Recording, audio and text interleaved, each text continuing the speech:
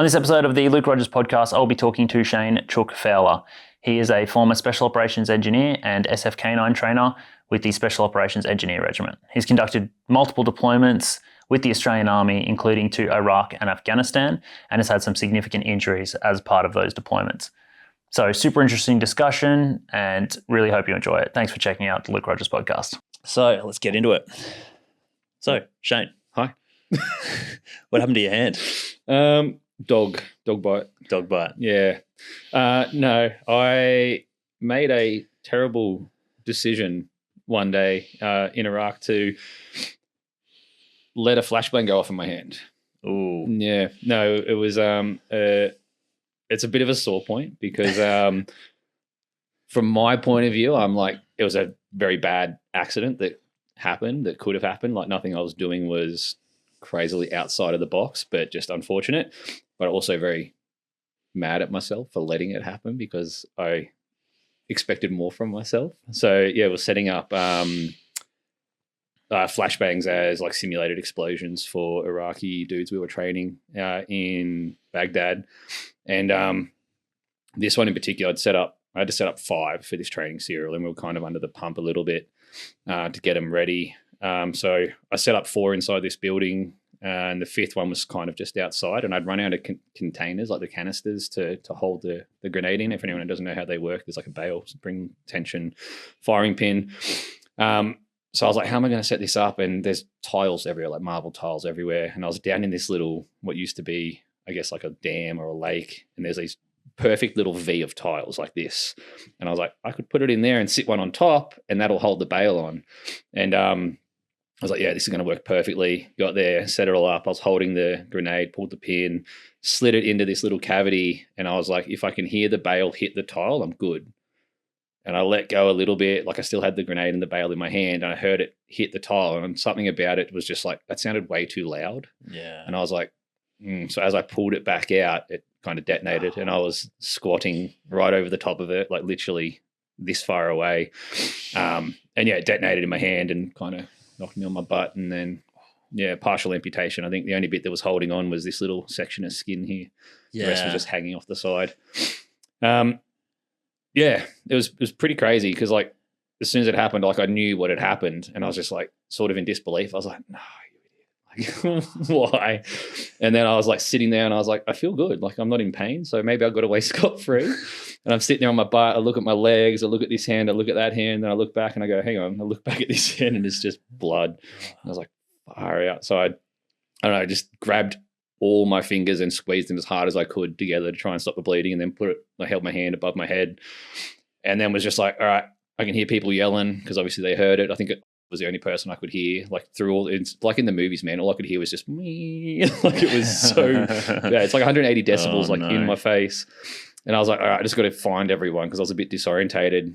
And I don't remember the path I took, but I think I walked back through part of the house because I came out the front door, not setting any of the other trip devices that I'd set up off, which was lucky. And as I walked out the front door, the group of Iraqi dudes that were about to do that serial were just standing there like ready to go in. We were trying to get through it real quick, and I just walk out covered in like dust and holding my hand on my head with blood everywhere, and they're just looking at me like as I walk past, like what the hell? And I think was the first person to me, and then like kind of just like what happened, and then yelling, and I can't remember much after that. We got in the car and drove off, but I was just like clutching my hand trying to stop the bleeding, and then they eventually got stuck together through all the dirt and blood. No. So when I was trying to bandage it up, he's like peeling them off each other, and it was chaos. But that's kind of what happened.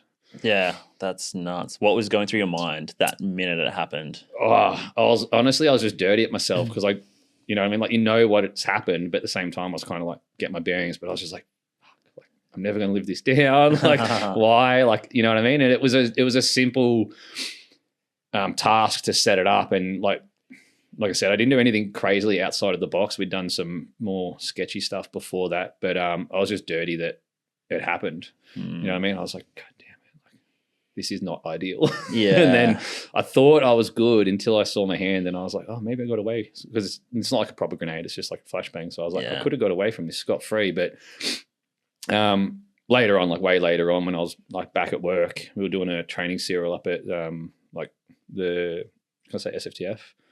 Yeah, up there. And I was holding the dummy flashbangs that had already been, like they were inert. And I was holding one. I was trying to figure out what hole it was on the flashbang that blew my finger off. And I was like, where I hold it, because I had the bail right up in the crease here. I was like, that motherfucker, that's the one that got me. And then this finger, I like had a partial like blow through there where I lost the nail and some flesh off that finger, and it was like hanging, like I could identify which ones it was that kind of took it out. But in the moment, I was just like, this didn't happen. Like, it can't be happening. Like, this doesn't happen. And then I was more just dirty at myself for that, because there's a heap of flow-on effects from that, as you'd be aware. Like, yeah, absolutely. Yeah. It's crazy. I always find that you're walking such a tight line with explosives, because you make one little mistake. So it's a very, very tight rope, you know what I mean? And it's pitfall either side. Exactly. Yeah. Once it goes bad, it goes bad. But that's probably what most people don't understand about flashbangs, is they've got those little shoot holes and they just expel like burning powder, basically, which is machined into the core of the grenade. Yeah. Correct. Yeah. And it's fucking loud. Yeah. It's so loud. Dude, you were not wearing ear protection? No ear pro. I had eye pro on my head. Thankfully. On the top of my head. Because I was like, you don't expect it. And I was sort of just like, and granted, like, we're in a hurry, but still, like, you shouldn't sacrifice quality. But again, like I said, I would do that 100 times over and not expect the result that I got. You know what I mean? And I still, to this day, because I remember, like, for the way that device functions, like the spring-loaded firing pin has to clear the bail just to hit the firing, like the ignition, right? Or the fuse, essentially. Primer cap. But I still had the bail in my hand when I pulled it out, and the grenade. So everything was there, but it must have just come far enough, the hooks that clip on, must have come far enough that it just squeezed through. Yeah. And then I've just held onto it. And as I pulled it out, I saw it and just went, doosh. And I was like, yeah. Dude. But yeah, it is a pretty fine line. But like I said, I'd set up way riskier flashbangs than that one. So I was just like, this is going to be fine. Like, it's going to work. Yeah. Yeah.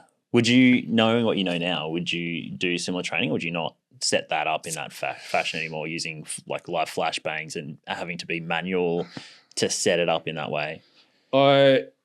Realistically, the only thing I think I would change out of that situation is not letting the time pressure dictate what I was doing. Like, you know what I mean? You get in this mindset, especially in that workplace, where you have to do everything. It's got to be done quick. Whereas like for that serial, like, it wouldn't have mattered whether they waited 2 more minutes or 3 more minutes to start their serial, right? You know what I mean? Yeah. But it's very hard to go out of the mindset of, you get given a task, you do it as quickly and as effectively as possible with as little oversight. You know what I mean? You want to be self-sufficient and go, yep, I've done it.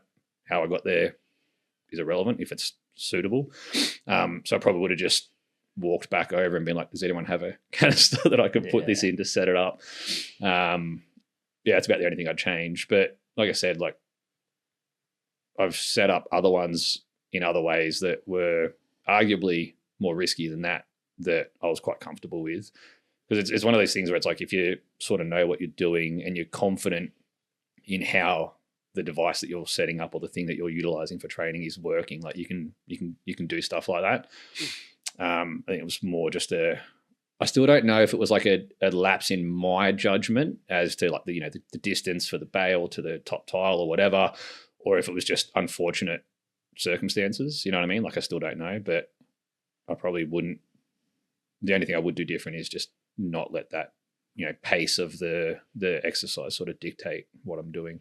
Yeah, it's a good point, because that's something we kind of had to deal with, right? Because they had a hard timing for when they wanted to stop work, and it was in the middle of the day. Too hot. To be fair, it was too hot. Yeah, it did get really, really hot, and then you couldn't really start too early.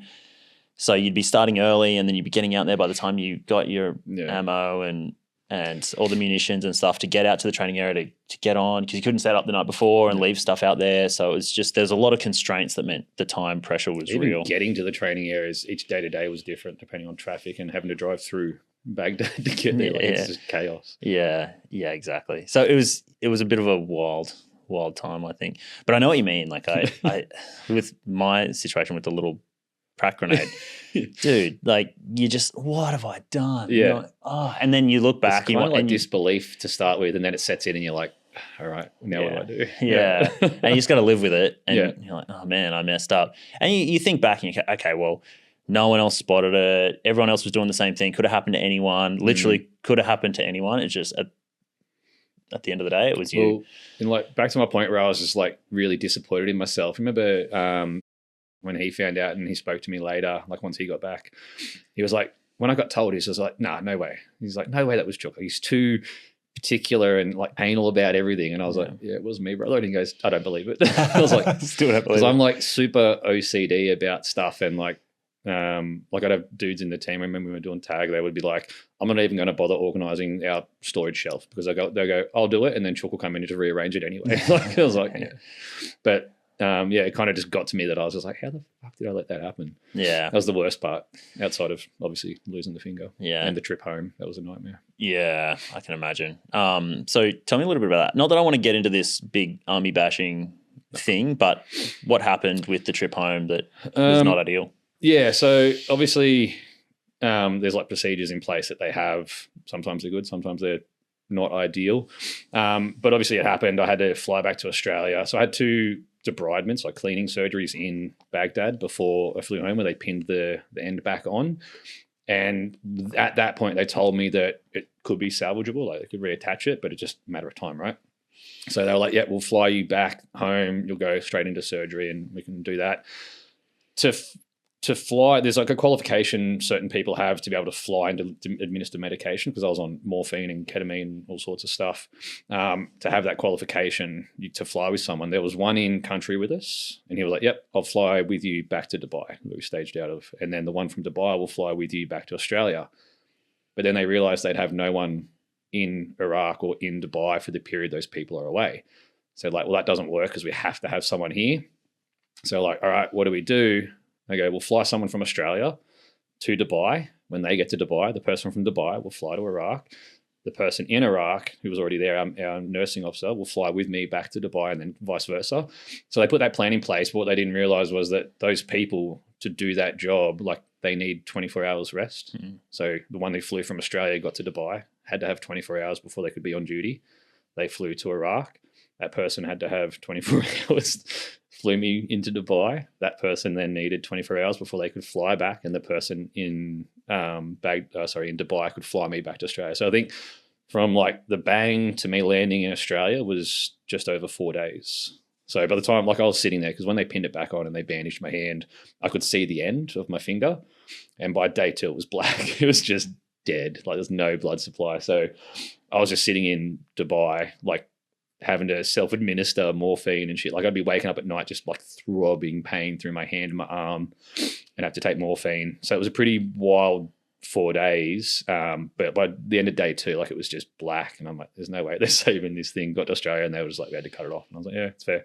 Not the worst thing in the world, because it's like I've still got a fair amount of functionality. I think the only lasting damage to that hand is like nerve damage. So my grip strength just isn't like, I can feel, and I like clench my hand. I'm like, there's just nothing in that part of my hand, if that makes sense.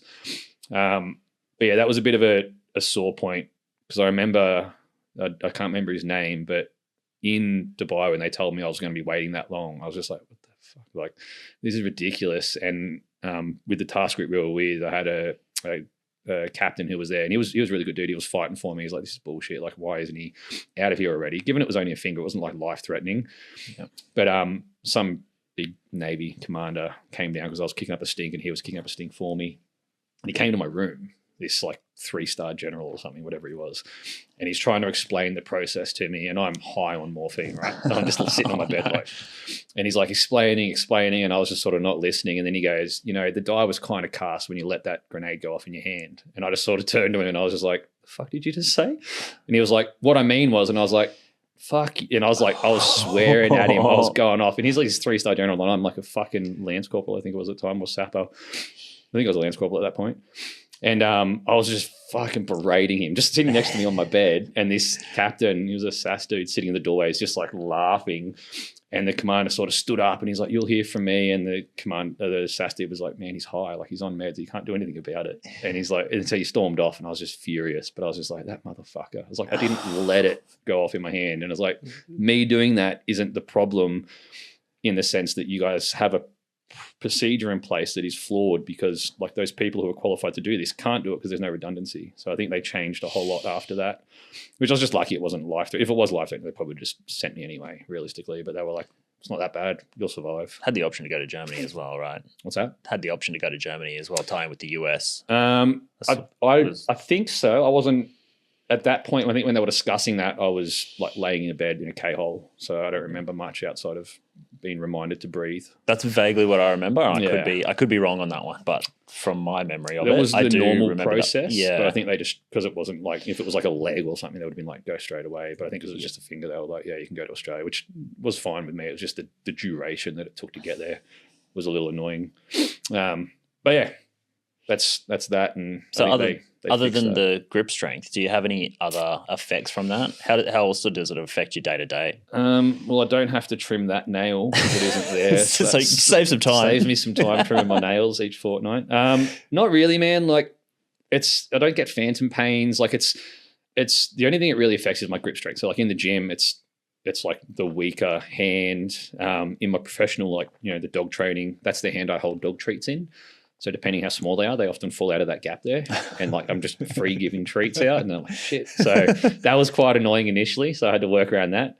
But outside of that, no, like it's weird because they grafted part of the bit they cut off back on. So like this section of my finger, when I touch it, feels like the top of the part they cut off. So it's weird because like I know I'm not touching that because it doesn't exist anymore, but that's what it feels like. Like this feels like the bottom of my finger. That feels like the top of my finger. Like, right. It's weird. I don't know how to explain it. Other than that, it's just like today when it's cold, it gets a bit sensitive. Like I touch it and it's still not hypersensitive, but very sensitive. You know what I mean? To like temperature and like even like in the gym, like rough surfaces, I feel more on that and it starts to hurt a bit. But other than that, it's not bad. Right. So it's kind of like having a sensor put somewhere. Like it's like a reverse sensor going in the front of the car. So it gets all messed up. You get a reverse alarm when you're going forwards or something. Yeah. The funny story actually, when they grafted that bit on, because it came from around the nail bed on the part they cut off, they were like, you might have a random nail start to grow where we've grafted it. And I did. So a couple of weeks after they did that, there was this spike growing out of this section here that would constantly get caught on clothes and stuff. And I went back in and they're like, yeah, we'll cut it out. So I had to go back in for another surgery and cut that section out and re-stitch it up like 8 weeks later because there was this little spike growing out like straight out the side of my finger. Like Wolverine. So I was like, I kind of dig it, but it's also super annoying because it was just getting caught on stuff and I couldn't actually grip anything because it would push back into my finger. It was painful. But I was just like, of course they're going to have to do that. Like we tried to get rid of as much of the nail bed as possible, but there's the chance. And then 6 weeks later, it's like, like Spider-Man, like just one. One finger. Yeah, Wolverine with one claw. It's like the shittest Wolverine ever. Timu Wolverine. But yeah, other than that, man, it doesn't really affect me. Like I had the surgeries and I was back at work. Would have only been a couple of months. Like I still had like bandages and stuff. I was just doing random tasks around then. Back to full duties, like, I don't know, within, I think, the year at least. And after that, didn't really affect me. Like, I'm lucky I'm left-handed for most of the things I do. So it's kind of not really affected my work career anyway. And yeah, like I had a lot of time to think about it, right? That finger there, the right hand ring finger, is kind of like the only one that doesn't have a purpose. Like if I get married, probably not. There's going to be a ring on that one. Like these ones for like holding things. Like it's the only finger that you can, trust me, lose and it not actually affect your life. That's cool. Even typing? Yeah, well, I'm kind of like a dual overhead crane typer. So just, no, like it doesn't really affect me there. It did a little bit in like hitting certain keys, but I worked around it. Yeah. Just like finger mash, like four keys at once. It's like trying to do something. The funniest thing is when I put gloves on, there's like this little toggle at the end. Yeah, a little nib. You just need custom gloves. Yeah. So I remember with our mop gear, I used to just tape it down because it'd sit there and get really annoying. And it kind of gets in the way because you don't expect it to have like this extension off.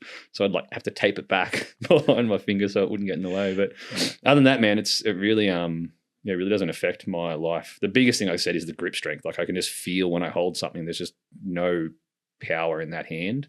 I think it's mainly through like these, because these bottom three I broke every finger twice on that hand in 2 different spots, and obviously the one that was amputated or partially. So every finger had 2 breaks in it with like some burns and the partial amputation and like some like other little tertiary scratches and stuff. But the nerves in that hand got rocked. So I think last time I tested it, it's like maybe 2/3 of the non-injured one, which is super annoying because like trying to do anything that requires you to hold a bar, it's like this side is just always falling.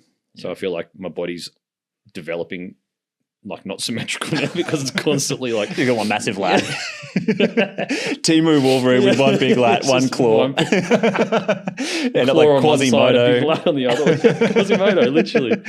That's what it feels like. Yeah. So let's wind it back a bit. Tell me about your career as a whole, when you joined, how long you did, and then how did that go? So I joined on 27th of March 2007. Signed up out at Parramatta, went away to Kapuka. It was Alpha Company 4 Platoon. Did that. Bit of a backstory. I was like a really shit kid, like really shit at school, but it wasn't because I couldn't do it. So this is going to sound like I'm tooting my own horn here, but I was like reasonably good at a lot of things without really having to try, and it annoys a lot of people. And I realized that in high school. So I was like, well, I don't have to really put in much effort. So and my teachers used to tell me all the time, they're like, you're just lazy. Like you can do all of this, you're just being lazy. And I was like, yep, like that's it. So I was really bad at school. Like I nearly got expelled. I was constantly getting suspended, just doing stupid stuff. Because if I wasn't interested in something, I'd never apply myself fully because I didn't really need to. So my mum kind of lit a fire in my ass one day and was like, you need to do something, because I left at the end of year 11. I was like, I don't really want to be here. And I was like, just jokingly, I was like, yeah, I'll apply for the army then. And did it. And they were like, yeah, you're in. And I was like, oh, shit, okay. I had a rat's tail. Like when I went to, it was crazy. I was living out like Southwest Sydney, and got there, and I actually really enjoyed it, like the structure and everything. Like I was surprised at how much fun I was having and how well I took to it. And I was able to apply myself to it because it's something I was interested in. So I did my basic training, won the most outstanding recruit. Ooh. And then went to IETs, won the PT award. No big deal. Yeah, no big deal. But yeah, I was just really lucky that it kind of like gelled with me and I was able to really enjoy it and apply myself. So I felt like it was like exactly what I was meant to be doing. Did my IETs as an engineer, then posted to Darwin in end of 2007. I actually got injured at IETs and spent a month in intensive care at hospital. What? 3 months in hospital. I didn't know that. The day we arrived, they had the boozer on Steel Barracks. The day we arrived, we went down to the boozer.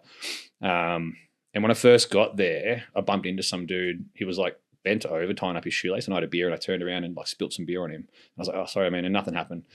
And they had the bell. If you ring the bell and someone's touching the tiles, they owe you a drink. And I was standing near the tiles. Someone rang the bell and I like leapt over and like fell to the ground to touch the tiles, right?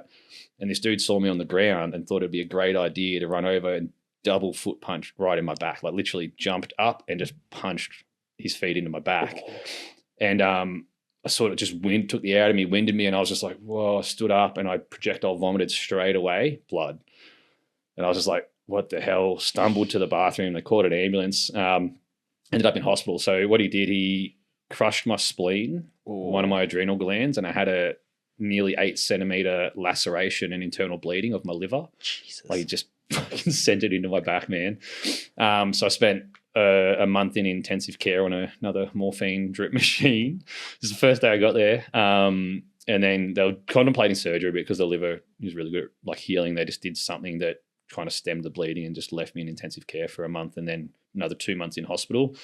And the day I got back, our IET course started. So I missed all the range days and like sitting out at the range doing nothing, but I was in hospital. So yeah, anyway, did that. I won the PT award there for like just running or some shit. And then posted to Darwin, won CR 2007, stayed there for 4 years. I came back to Sydney doing my dog course in 2012, back to Darwin. In that time, did 2 deployments there to Afghan, one as a searcher, one as a dog handler.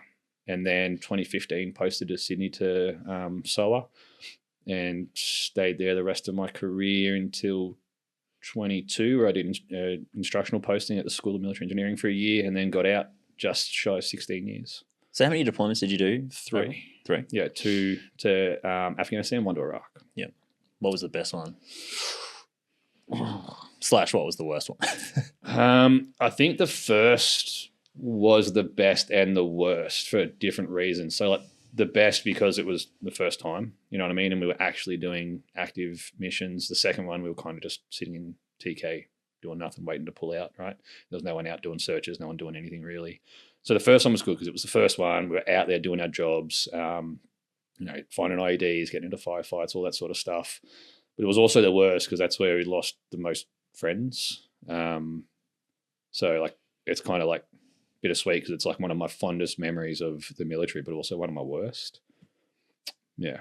The second one was okay. It was kind of just shits and giggles. You go out there, kind of just getting paid a whole lot of money to stand around. Third one was fun because that was the first one in like SOCOM, in a small team, like doing some fun shit. Like it was good. We got to do some cool stuff. I spent a bit of time out LSR by myself. That was great. It was really good, but it was good in the sense that it was fun, but it wasn't overly fulfilling in job satisfaction. I had a dog there with me, but we weren't doing any real searching. We're just constantly training. The first one, obviously I wasn't a dog handler, but we were out doing like proper work, proper searching, finding a whole heap of stuff. So that was super rewarding. But like I said, losing people is never fun. Do you look at the deployments on the whole as a highlight from your career? Yeah, absolutely. And like a lot of people don't understand, like now that I'm out, I've been out for 3 years now or something, I always say, they're like, oh, would you go back? And I was like, absolutely, I'd go back for particular people. Like I'd go back, for example, like yourself, anyone else that we're close with, if they were for whatever reason in the perfect world going overseas and they could pick their own team and they wanted you to go, but absolutely, I'll go. Because the thing now that I'm out, and not to bash the army, but the organization itself, from my opinion, is not run very well. And a lot of the people who enjoy the job enjoy it because of the people that they work with, like the man next to them, you know what I mean? Like in your direct sort of workplace. So like I loved the job. I loved the people that I did the job with, not necessarily the people that I did the job for. Does that make sense? Yeah. Yeah. Makes probably total sense. Yeah, absolutely. I'd go back. And they were the highlight of my career, just actually doing your job. You spend so much time training for something and then never to actually be able to be tested, like test yourself, test those skills in a real life situation. And so when I explained it to my mum on my first trip, because she's a nurse in emergency, has been her whole life, she's like, why do you want to go? Because at that point you could say you didn't want to go, right? And you can now as well, as far as I'm aware. But she's like, why do you want to go? And I was like, because I just spent like all this time training, and it's like hard training. You're spending, you're sacrificing your body. And I was like, imagine like training to become a doctor and then never operating ever, like going through all that. Like it's different jobs, obviously, but the sentiments there, it's like I've been putting so much time and energy and effort into mastering this craft, and then when I've got an opportunity to test that, why would I not? Even though it's dangerous, it's like it's weird. I was thinking about this on the way here because there's a lot of stuff that I think in that job comes down to luck. Like you can be as skilled as you want to be, and like there's plenty of things I was like running through my head where it's like I just got lucky there, I just got lucky there, he got lucky there, regardless of how good you are. You know what I mean? But yeah, it's just one of those ones where it's like I wouldn't not ever go for the people. Yeah. It's just a different game, isn't it? It's such a different experience, and I don't think a lot of people can get it, which is why I think it's tough to kind of reintegrate, and then you start talking to other people and you just kind of don't have a lot in common, right? No. And they just don't understand. Yeah. Talking, especially when people like they don't know and like they find out you're in the military, they've always got these questions and you kind of get sick of asking. They're like, oh, have you been overseas? Like, yeah. I go, where? I go, here. Yeah. What'd you do? And you're like, I did this. I go, you ever shot at someone? And you're like, no, like just fuck off. Like, you know what I mean? Like, and the one that really annoys me that I know really shouldn't, because it's not really big in Australia, but a lot of people when they go, oh, thank you for your service, like that, I don't know why, but it doesn't sit well with me. You know what I mean? I don't like people doing that. And I don't know why that is, because I'm like, and it's not that I'm like, oh yeah, I didn't do anything, because I did heaps, but I don't know, it just feels weird because I'm like, you don't have to thank me for that. Like I did it because I wanted to, you know what I mean? It's not like someone just drew my name out of a draft and went, you're going overseas. And they're like, thank you for this. It was like, I volunteered, I chose to do it. That was my career. And I get the sentiment, but it still just doesn't sit well with me a lot of the time. I always feel real awkward when someone says that. I go, oh, thanks. You know what I mean? Just sort of like scurry off. Yeah, there's a big element of choice. I actually wrote about this on my Substack. Shout out to my Substack. Check it out. Yeah. But no, I read about it, and there was the difference between choice and the essay I wrote was called Choose Violence, and it's the difference between Adrian Carton de Wyatt, who, you know this story? No. So he was in the Boer War, the First World War, and the Second World War.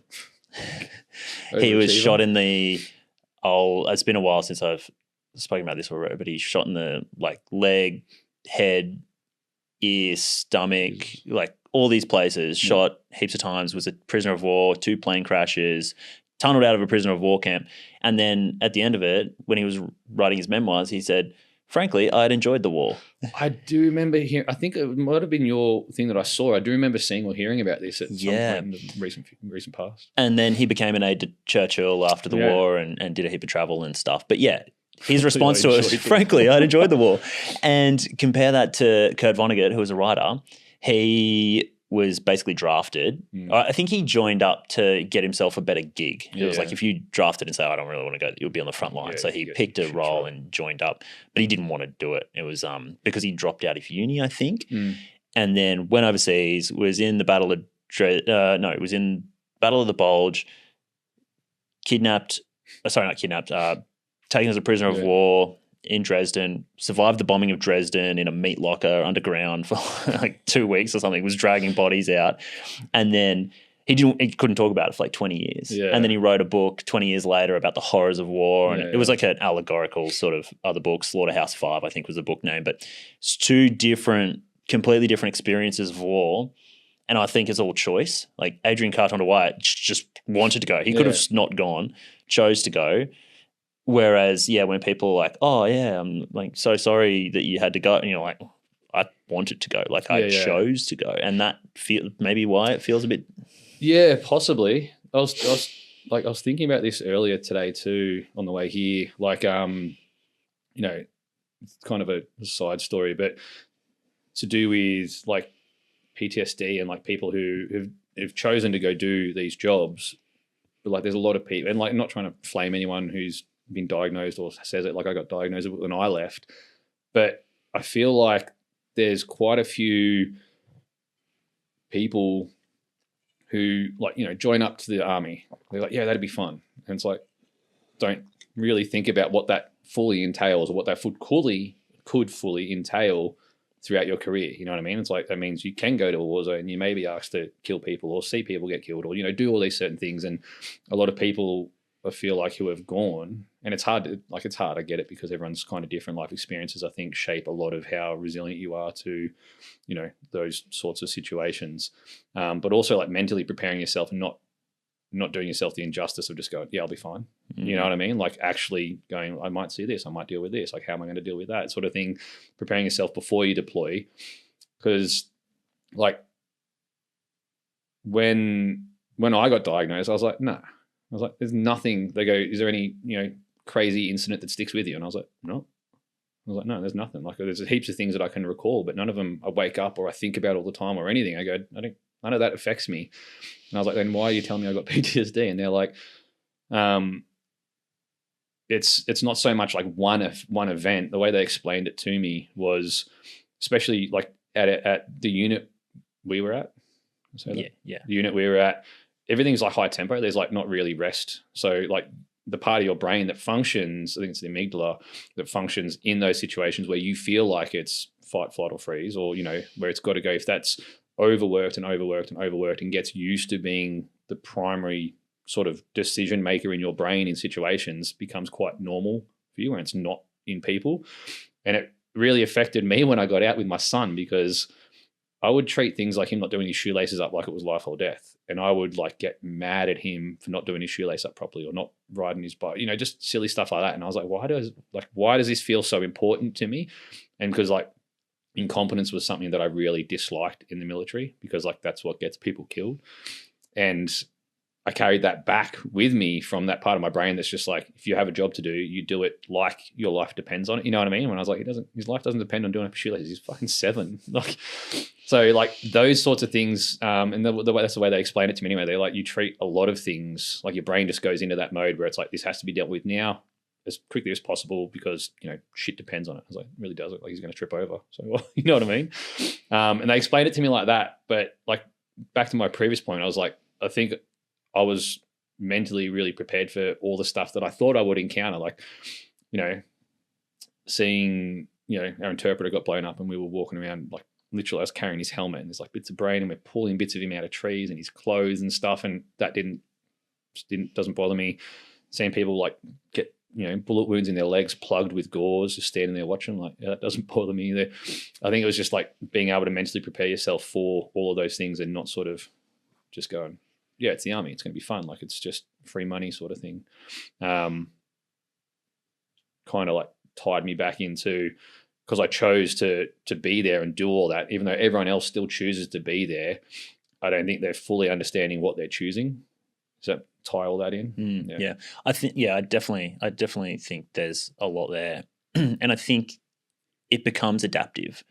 So you get used to that level of performance, but then when you're not in that situation, that's where the problems start to go. And I think we as guys that have kind of done a lot of that sort of stuff, you don't want to ever admit to incompetence, and you feel like there's a little bit of incompetence when you're doing that. Oh, well, there's nothing wrong with me. Don't say there's something wrong with me. I'm fine. Yeah. So that's probably another part of it. That's where like all my injuries, like why they're so bad, just not admitting that you're injured because you don't want to like be seen as a malingerer or like incompetent at your job. Like I think my knees have been an issue for me since 2009 and I didn't get out until 2022. Just like hiding it like for as long as possible. Like I spent from 2015 to when I left SOA daily pink ponies for however many years is that? That's like 8 years daily just to function. Like my gut's probably fucked. Can't be good. Yeah. Just to like, even just to be able to support my own body weight on my knees. And then obviously now that I'm out, I can like do whatever I want in terms of that. And I don't have to take that now. I don't have any pain management surgeries. I'm managing it better because there's not as much of a requirement on me and like load on me. Because that place is just like, even when you're not doing stuff, you're doing stuff. It's like, you're not in a exercise or on a job. It's like you're constantly being assessed and evaluated. So everything, like the tempo for you personally, especially in your brain, never changes. It never dips. It never drops unless you're just completely not at work. And then if you're on call, like you can't, you know what I mean? It's just consistently high tempo, high stress. And yeah, I understand now that I'm out, a part of why they want to cycle people in and out of that place so often. And when you're there, you're like, no, I don't want to leave. It costs me money. It costs me go back to a shitty job. Now, because it's only like 3 years now that I'm out, I'm like, I'm finally able to sit at home and do nothing and not be anxious about it. Like sitting the last 3 years, if I had nothing on at home, I'm like, what do I do? You know what I mean? Like I'd actively be trying to find things to keep myself busy because that's what I was used to. And it felt really odd. Yeah. It felt really odd to just be going, what do I have today? Nothing. I don't like that. Like I'm not used to that. Like it's uncomfortable. And yeah, like I said, now I'm finally getting comfortable with that. Like I don't do nothing on a day, but I don't stress about having nothing to do on a day, if that makes sense. It's such a weird thing. I just go to the gym. That's that's my thing. So good because that is I'm living that. Yeah. As you can tell. Yeah. I've kind of dove into things, right? Yeah. That's the whole hog. Yeah. Don't do these things by halves. Yeah. So you go to the gym quite a bit now. Because I've found that it's such a good sterile environment. It's different to work. So talk to me about your gym routine and how you go with your injuries and all of that. Yeah, well, it's kind of like a double-edged sword because if I don't move like my body, because I got so many injuries, like ankles, knees, shoulders, back, everything. Like I think, was it 1, 2, 3, 4? I think it's like 5 reconstructive surgeries I need and probably like 2 fusions in my back that I've been putting off. Like they won't do my knees until I'm older because it's only got a certain amount of times you can do it. It's only got a certain lifespan. They won't touch my back because I'm too young. And the ankles, I'm just going to do them then. But it's like, I think I worked out, it was like nearly 3 years of recovery if I did one after the other, all the way through. So I need to keep moving to like keep my body, because it hurts if I don't do things. But then on the flip side, because I got all these injuries, when I go to the gym, everything hurts. And I'm like, well, I can either look like shit and hurt, or I can try and look good and hurt. So it's kind of like I have to go, and there's the benefit of like I feel good about myself if I do go, because that's one consistent thing from the military that you're always physically doing stuff. So like I said, having nothing to do, I was like, well, I can go do this because that's something I know, I'm comfortable with, I'm familiar with, and it ticks that box for having done something and, you know, feeling good about not just sitting around the house all day. But it's hard because the injuries I've got, it's like just systemic. I think the only joints in my body that are good is like one elbow and my hips. Like everything else is kind of just cactus. So like I can't run. Like I don't run. I historically was just always a runner. Like that's where I was most comfortable. I did cross country as a kid. In the army, I was always like, you know, the best runner. You know, I ran a BFA backwards and beat everyone. We got 8 minutes 30 running it literally backwards the whole time. Wow. Yeah. So like I could always run and I enjoyed it, and I played heaps of sport. It was like every day I was either doing touch footy or hockey up in Darwin, all sorts of stuff, even down in Sydney. But I had to give all that up because like the knees and the back just can't support it. I can't squat like on a barbell, like anything that puts too much weight through my knees or my lower back, I can't do. So I don't deadlift anymore. So I kind of just had to find a workaround, just try and do like weight training, very minimal cardio, and I feel it. Like as a dog trainer, when I play with dogs, like after 30 seconds, I'm gassed. Like I am puffed. And I was like, I could go sit on a bike, but if I don't enjoy it, I'm not going to do it. Like I need to enjoy the things I'm doing. So it's difficult to work around the injuries because, like I said, I'll do one thing one day. For example, like right now, my knees are giving me a lot of grief. So I haven't been able to train legs for like 3 weeks because I just can't support any weight through my right knee. So I'll do a whole heap of back, and then my back is super tender. So I'm like, well, I need to take 3 days off now to like recover, and then I'll try legs again and be like, no, they're still cooked. So it's kind of just like whatever doesn't hurt the most, I'll work around that or work that. And then if something does hurt, like I'll regularly spend like weeks not going to the gym because everything's just too sore.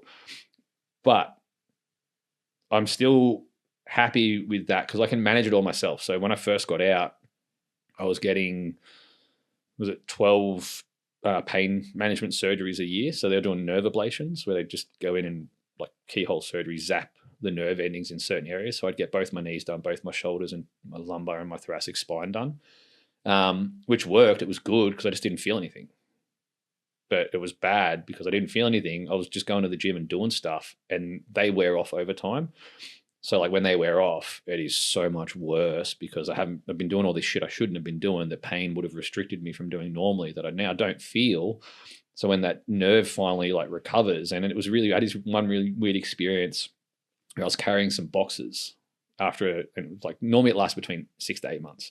I was carrying these boxes and I was just walking along, and I legitimately thought someone like stabbed me in the back because I just had this huge sharp pain through my back, and I dropped everything and kind of just fell to the ground and was like, what the fuck? Like literally on the ground.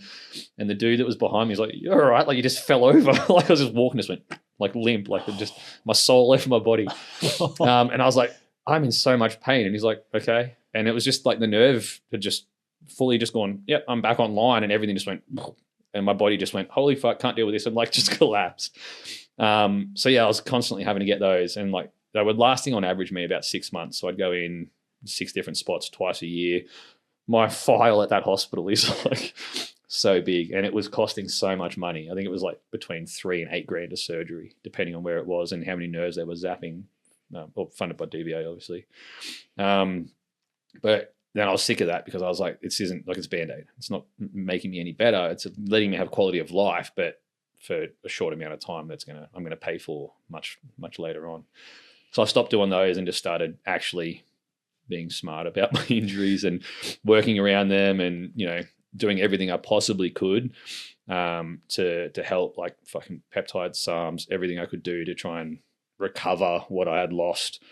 And that's worked really well. Like it's not perfect, and it never will be. Like unless they can regrow cartilage and ligaments for me, I'm kind of stuck with what I've got, but I'm just trying to prolong or build some longevity to prolong the time between now and when I'm like actually crippled. Hopefully the medical science catches up and can do some it's really 2026, regenerative stuff. anything can Yeah, AI could help that, expedite the growth rate of all these I did see something crazy things. I can't remember the country it was, but they had 3D printed, like, because I've got like herniated discs and everything like that. They had 3D printed some sort of like disc to replace your hernia, like your disc in your spine. Yeah, and I was like, that'd be good. because I've lost some height too from these discs being compressed and herniated. Well, my vertebra actually compressed. Yeah, the bone. You know, my back was broken, compression fracture. So it's actually like lost height in my vertebrae. Yeah. So What's the compression fracture? Is that like a wedge fracture? don't know, to be honest. Yeah. Just compress the spine and the actual, just cracks the actual vertebra. One of those hydraulic press things. Yeah. Yeah, that's like those YouTube videos, but it's my back. It's just that you had the people that are doing it with their own heads. They're like making the sound themselves. Yeah, that was my career. That's what I did for a job. That's where the compression came from. Yeah, exactly. Just pushing too hard. Yeah. You know, I got told early on in my career, it's like, use your head. I'm like, okay. Literally. Yeah. Man, so tell me about your business. It's your transition. You used your dog training from the military to move into business and took that with you. So tell me a little bit about that. So because I knew I was being discharged before it obviously happened, I went and got scans, and they told me, I was like, well, shit, I need to do something. So for the last year that I was in, I started like all the foundations, building up that business, got the business name, and started trying to figure out what I wanted to do, where I wanted to take that business. When I left, I actually went and worked for a mate of mine at his dog training business initially under the banner of mine. I was subcontracted, and he taught me like stock work and stuff, because my history was just in sort of basic obedience and detection work, because that's what we trained. And I got a lot of experience there dealing with like reactive dogs and behavior modification, because like we were really blessed in the military in the sense that if a dog didn't fit, you'd just be like, all right, it's not suitable, we'll send it back to where we got it from. So you never really there were some, but you never really got a whole heap of dogs that needed, aggression, that had, aggression, or were really reactive and that you couldn't take places, or you had to do a lot of work with, because we'd just be like, just don't have the time to do that. We've got a product to produce on a set timeline. So we were just blessed with good dogs. So when I got into that, I was just like, holy shit, there's a whole world of shitty dogs out here that need work. So that was good. I got a lot of experience there, learned how to do stock work, trained my own stock dog, and then took that into my business and started offering that as a service, which I loved. Like I fell in love with that very quickly. The behavioral stuff, there's a lot of work in that, but I just don't like it. Like I don't get any joy out of it. A lot of like it's important. I just personally don't enjoy that aspect of the business, and it's like probably 80% of dog trainers is behavior modification, trying to fix problem behaviors, just simple obedience stuff, house manners. But to me, it's just super boring, and I really wanted to specialize, which is the name of the business, Canine Specialist Training, specialize in particular sporting type aspects for dogs. While I still do behavioral stuff while you're doing those sporting events, it's not the focus of the session. So it's like scent detection, stock work, and then there's some behavioral stuff if we need it in between.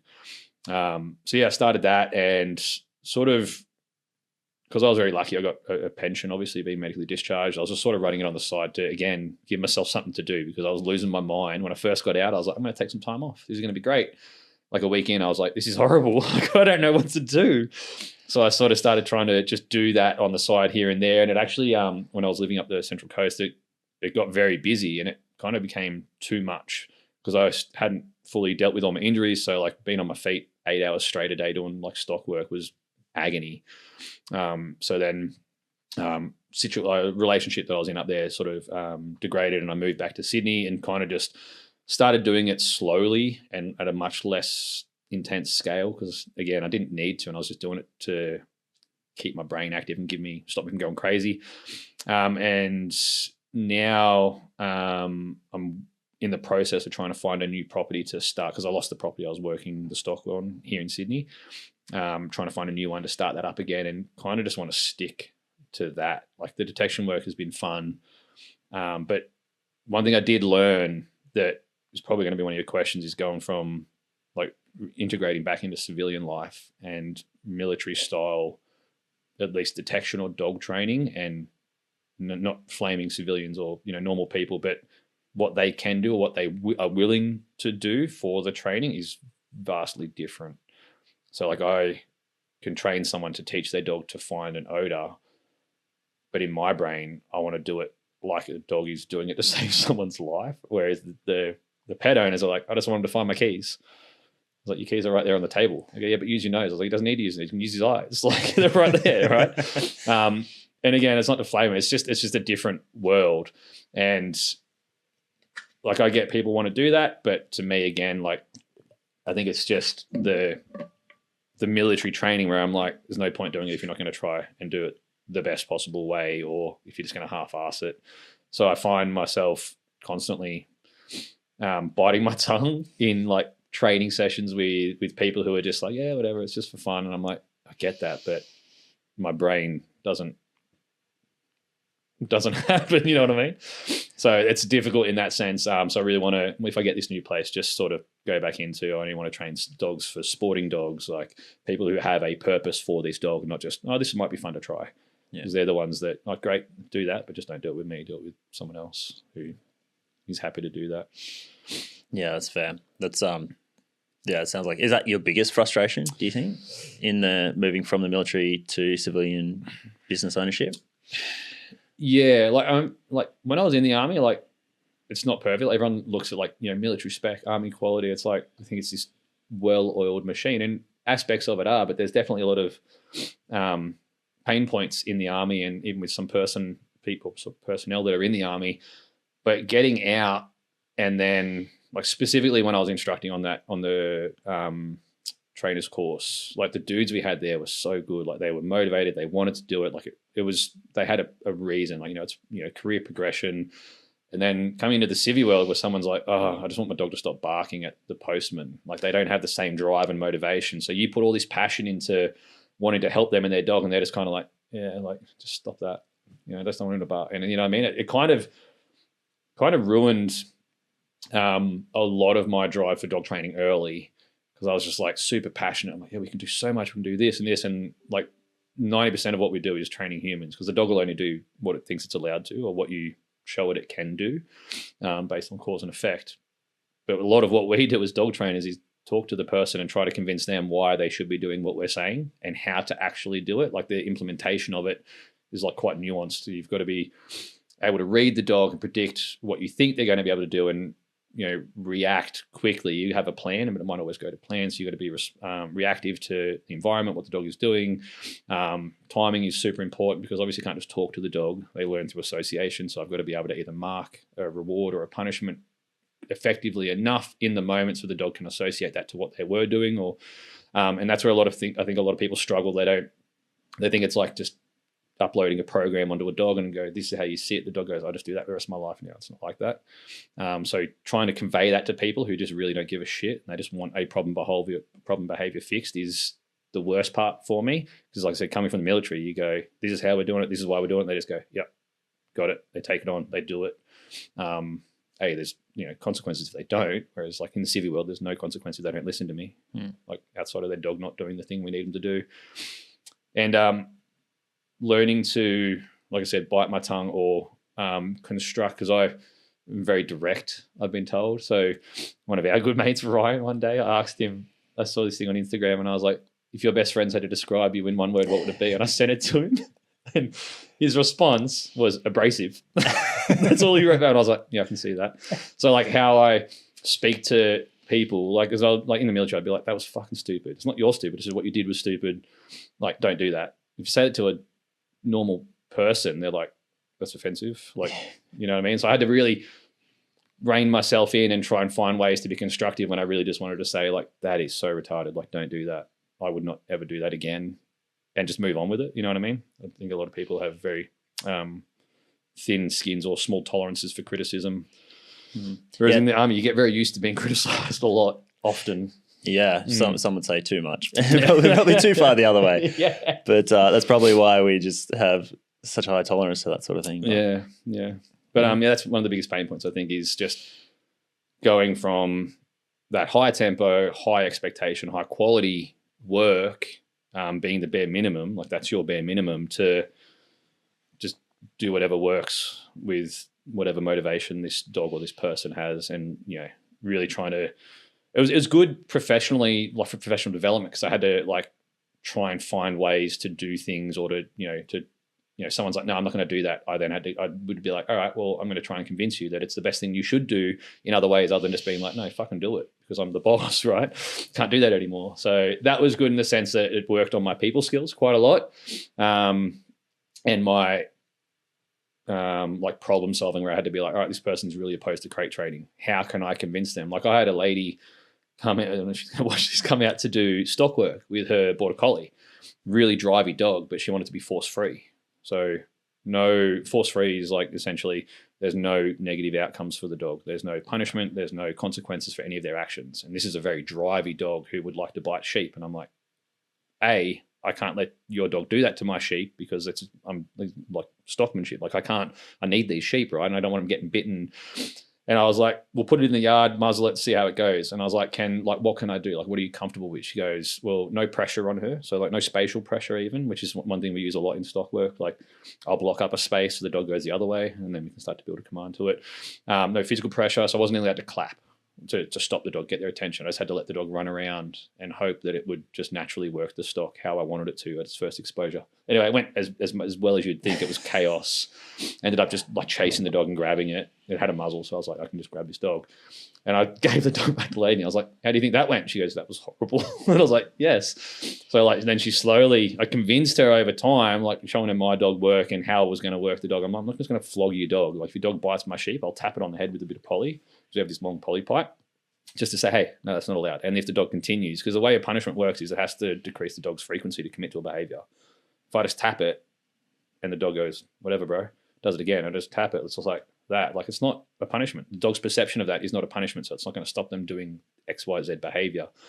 Anyway, we worked into it where the dog understood that, approaching too close would end up in a consequence. So they just stop approaching close and then you can stop doing that and you can start to work the dog from distance. Anyway, we got there, but it was just a really hard thing to work around, but I feel like it was good for me in the sense that I had to just be like, no, instead of being like, no, we are doing it this way. And I'm telling you to, because I'm the boss and you're the trainee, to actually have to try and convince people why they should do things a certain way. Yeah. Yeah. I definitely think that in the military, you can hide behind your rank, your qualifications. Yeah. And you don't. And it's so easy because you can be like, you want to do this course, I'm the instructor. Like, yes, you can try and reinvent the wheel, but trust me, it's been done. Yeah. And I am an expert in this, so just listen to this. Whereas you can't do that with a business, right? Because they just go. They're just like, all right, I'll just take my money elsewhere. Yeah, like, exactly. Fine. Yeah. Fuck. Oh, damn it. Now I'm poor. Yeah. Really needed that. Really needed that sale today. God Yeah. damn it. So yeah, whereas on the outside and working for other people and or even your own business, that's definitely especially starting out too, like because you got to get like a client base and like a name. Like once you sort of establish yourself, you can be like, and I've always unapologetically just been me. Like, while I've curved it quite a bit to tailor for people who are volunteering their time and money to me, not forcibly being on this course or voluntarily having to be there because it's their job in the military, I'm still very authentic to myself, where I'm just like, if someone does something stupid, I go, oh, that was silly, instead of you're a fucking idiot. Like, you know what I mean? I was like, oh, I wouldn't do that again. Like, I'm still very direct and very much myself. And I think a lot of people can appreciate that because I don't really sugarcoat stuff. And a lot of the people who come with like complex behavioral issues want that. They don't want, it's going to be okay, because they're pulling their fucking hair out at this dog that just wants to lunge at every kid on the street. So you go, oh yeah, you need to stop doing this. That's stupid. And they go, oh, thank you. You know what I mean? It's like the directness and like the realness of it, I think, is a breath of fresh air for a lot of people. I think they just appreciate that you're not fluffing them up. You're just like, stop doing that. It's stupid. Like, do this instead. Or you're being too soft on this dog, or you're too harsh on this thing. Like, you know what I mean? Like, just calling things as they are, like black and white, and calling them out and then just moving the fuck on. Yeah, because with behavior correction, I would imagine that it's half about educating the people as it is, with the dog. But and it's a lot of like, for the people, it's trying to show them why certain things are happening, because there's a problem behavior, which you can address a problem behavior, but if you don't address the cause of that behavior, you're constantly managing that behavior when it pops up, and it will eventually always pop up. So if you can address the cause of why your dog does certain things, then it'll stop that thing from happening, where you then stop after managing it. You know what I mean? So if it's just like the big one is like working breed dogs, they're constantly understimulated. Like, these things are bred for generations to be high drive, highly intelligent, like they need a job, they need to be doing things. And if you don't satiate that genetic desire, you're going to get problems. Like the classic ones of border collie. Like you could have, I run my dog every day, but you do nothing to satiate that herding instinct or that stalking instinct. And then, a kid rides past on a scooter and your dog's like, I have to chase that. this is nearly just a reflex, not a conscious choice. I'm going to chase that and I'm going to bite it if I get close. And then they're like, oh, your dog's reactive. I was like, no, that dog's not reactive. It's just understimulated. It's not fulfilled. So like that is an issue in the modern world, and a lot of people will buy a dog for how it looks, like aesthetics, not lifestyle choices. So like I'm not a great example because I got 3 or 4 working breeds, but I do a lot with them to satiate those desires, right? And I live in a home, not on property, which is manageable. Like you can have any dog anywhere as long as you do the things that dog needs, right? You satiate those genetic desires, you fulfill it mentally and physically. And that's one thing a lot of people don't do is, especially with working breeds, teach them to switch off because they need that. Like they don't need to constantly be stimulated just because they're a high drive dog, but also mentally stimulating that dog. Or I like to say challenging that dog, because a lot of people go, yeah, I'll take it for a sniff walk. I was like, that's not stimulating, but it's not challenging. Like my dog could do that all day, every day. By challenging, I mean like fatigue that dog's brain, like put them through things where they have to process, they have to fail, they've got to learn, you know what I mean? Like just literally, and I taught one of my dogs a completely useless skill where he balances, you know, those yoga balls, how there's 2 of them, it's like a jelly bean. He balances on one of those on his back legs up in the air. Like, so he's got to balance on the ball with all 4 and then get up on his back legs and stand there like a T-Rex. And I just call it T-Rex. So he walks around like a T-Rex.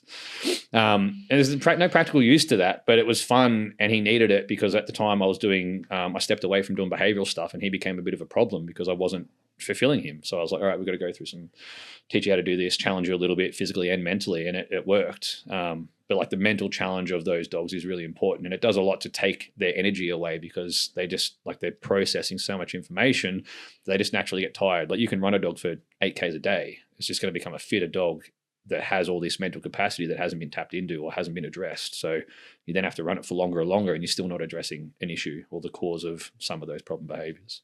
Kind of like us, really. Yeah. Exactly. Just typical border collie. Yeah. I think there's so much in that behaviorism too. Like we're all just walking examples of things we were rewarded and punished for. Yeah. And you can It's trace just back cause a lot and of your effect. behavior. And it's hard because a lot of people put a lot of human emotion on dogs.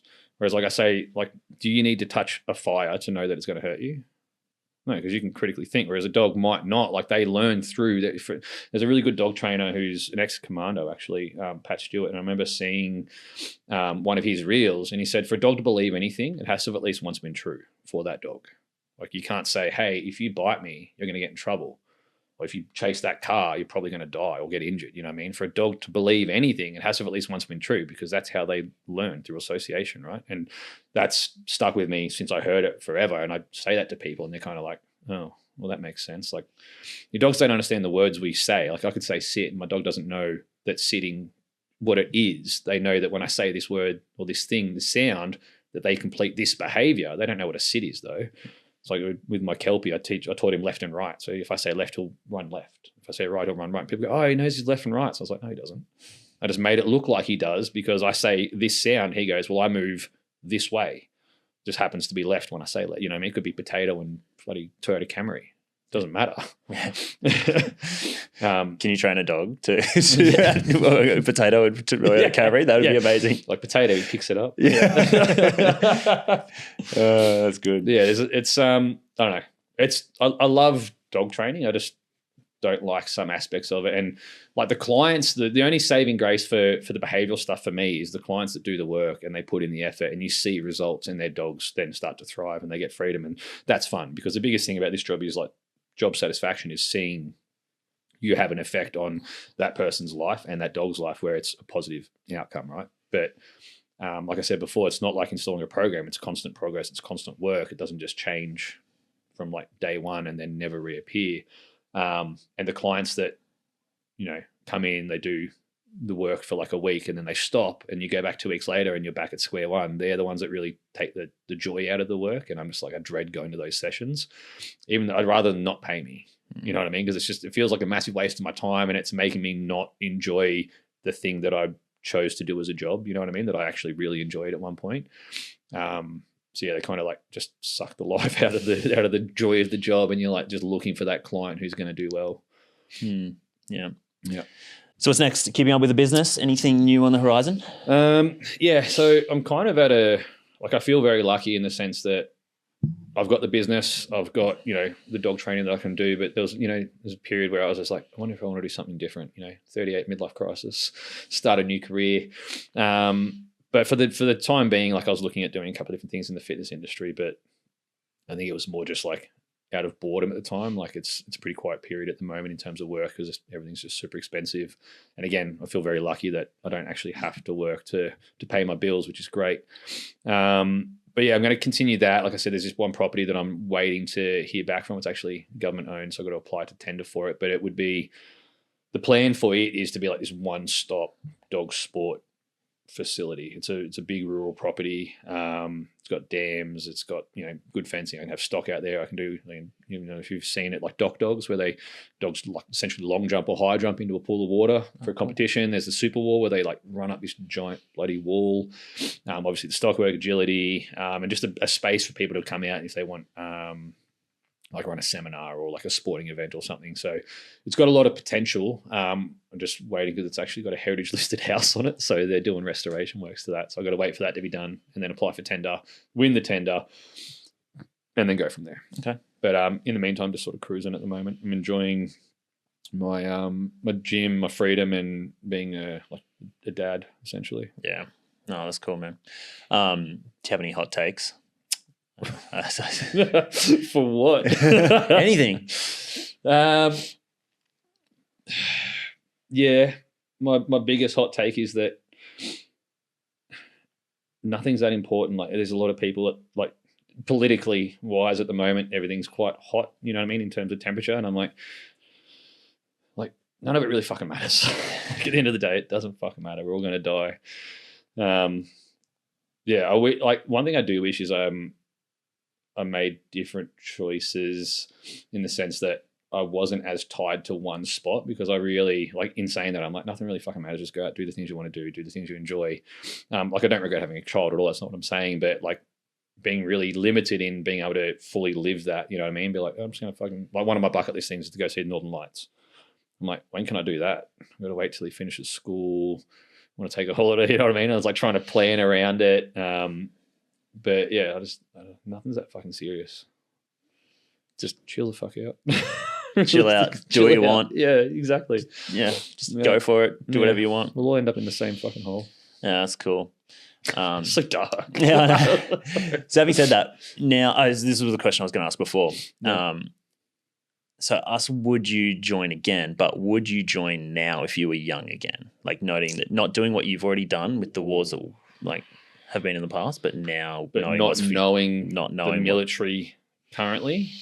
Because like if you ask me to go back into the army now, like from what I know of the army, I'd be like, no fucking way. Like and like even just in my time, like it was when I joined, like you could still get fucking berated and beasted and like basically physically assaulted, called it like, hazing and caged and all sorts of fucking, which was fun. Like, you know what I mean? Like some people didn't find it fun. Like I remember getting to Darwin, man, and people were like locked in cages and covered in all sorts of rat packs. I just left there all day. You know what I mean? Like it was just part of the, like, a lot of people might not appreciate that, but it's part of the culture. And like, you just expected it. And you like I said, silver linings. You're like, yeah, cool. This is what people go through. It's like, a rite of passage, as long as you're not sexually assaulting or physically abusing someone, which, the physical abuse stuff did have people getting to punch ups over that. But from the army that I joined to the army that when I left, I was just like, it's so different. It's only over like nearly 16 years. The change was huge, to the point where it's like, I feel like the army overall is much weaker than what it used to be. Like the standards have all completely just been shattered and dropped. Like without, bashing the army too much, I just feel like they're in a much weaker state, even just in their general like force projection. Like the amount of people they have is way worse than what it was in terms of how much they're increasing and the retention rate. And they've lost a whole heap of experience. You know what I mean? Like I remember on our Rio cycle, there was I can't remember how many people there were in total, like maybe 30. There was only like a handful that had actually been deployed and done like real life stuff. Because that just kind of stopped. And then, those people got sick of, the shit that the army puts your way and all the changes that, weren't necessarily good choices, and everyone just started leaving. Like, it's a bad thing about the army. Like, a lot of the good people get sick of it and just leave, get jack and just fuck off. And then you're left with some, not all, but some people that are just like stuck around long enough and just didn't really give a shit that they're in these positions, like you said, with rank and qualifications, but that doesn't necessarily mean you're competent. There's a big difference between being qualified and being competent. But yeah, if like, probably not, no. Like, would I do it all again? Is tough. Like, I thought about that one a lot on the way here, because I was like, you're weighing up like the pride of what you did and the weight of all the sacrifice that you sort of carry, not like knowing now. And I was just like, I honestly don't know how I'd answer that. Like, probably, but I think that's more just like the pride talking and trying to ignore a lot more of the sacrifice. You know what I mean? Yeah. But it's a really hard question to answer, at least from my point of view, because I'm fucking crippled, man. Like, there's a lot of issues that I'll be dealing with for the rest of my life, and you know, we haven't spoken about it a lot yet. But I purposely, one of your questions I think was the highlight of your career and the low points of your career. And every time I talk about ACCA, I get upset and I cry. And I specifically spoke about it on the way here to try and get all the tears out, because I cry, but I'm fucking welling up now. So that if we did talk about it, I wouldn't cry on camera, but it's not working. But I don't know if I would do it again. And I don't know if I would join the military as I understand it now. If I didn't understand anything about it, I probably would, because it's got a, especially to young men who might be a little bit lost, like I was. Like, I kind of used the military as like a father figure. I learned a lot of different skills from people in the army who weren't my father, because he wasn't around to teach me those things, which I'm forever grateful for. But I think it's got a huge draw to people in those sort of positions who are looking for a purpose or looking for some sort of guidance or something just to commit themselves to, rather than being lost, which is exactly what I was doing. I was just fucking floating around being a degenerate.